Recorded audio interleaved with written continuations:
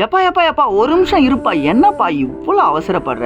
அவசரப்படாதீங்க. கொஞ்சம் பொறுமையா இருங்க. நீங்க எதிர்பார்த்த அந்த காரியம் சீக்கிரமா நடக்க போகுதுங்க. ஆண்டவர் உங்களுக்காக செய்யப்படுறாரு. ஆனா உங்ககிட்ட எதிர்பார்க்குற ஒரே ஒரு விஷயம் பொறுமை மட்டும்தாங்க. கண்டிப்பா நடக்க போகுதுங்க. இன்னைக்கு வசனத்துல ஆண்டவர் உங்களுக்கு உறுதிப்படுத்த விரும்புறாருங்க.